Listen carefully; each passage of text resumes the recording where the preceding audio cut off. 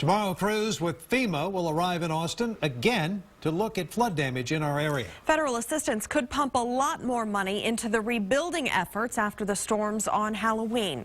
Chris Sadeghi is live near Onion Creek with how it could ultimately help people in that area, if at all. Chris? It's important to distinguish that the FEMA crews will be here looking at public assistance, not individual assistance. But if federal money is granted, it could ultimately help people like this get their wish. Ever since the flood, this is how retired Air Force Jay Lone spends his day. Cleaning up and tearing up stuff. And the handyman has his hands full. We got the moldings there in the room.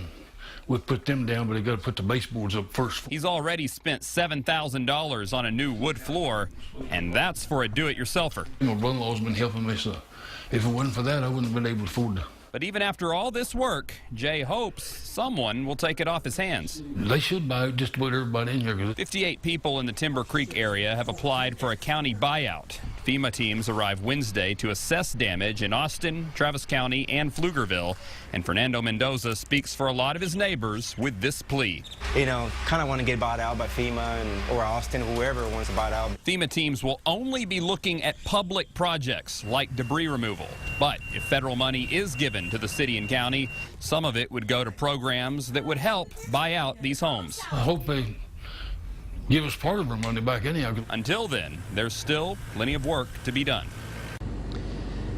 Now, once FEMA is done with their assessment, if it qualifies, the city, county, and state can then request a presidential disaster declaration, which essentially will give them 75 cents for every dollar they spend on repair. Of course, repair isn't the only piece of the puzzle when it comes to a flood. Angie Bevan is live with a closer look at the health concerns that come along with flooding. Well, that meeting wrapped up here at City Hall just a few moments ago. The city's Health and Human Services Department presented an overview of their response to the flood so far to a city council committee. The department's efforts include everything from public health to social services to various housing needs. The department's director, Stephanie Hayden, told the committee of 4 council members that much of the Health and Human Services Department's efforts centered around the Flood Assistance Center that continues to operate there in Dove Springs. Their department helped facilitate housing, financial, and crisis needs.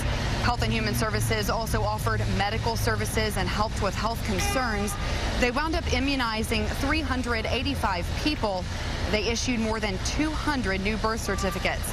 They also guided people with removal of debris, animal carcasses, and other potentially contaminated materials.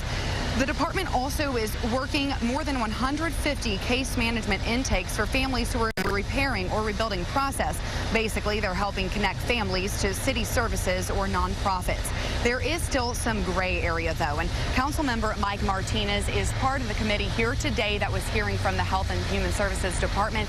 He says it's still very critical to take a look at where there might have been some gaps and where Health and Human Services could improve.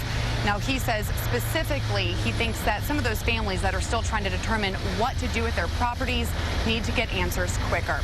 For now, reporting live at City Hall, Angie Bevan, KXAN News.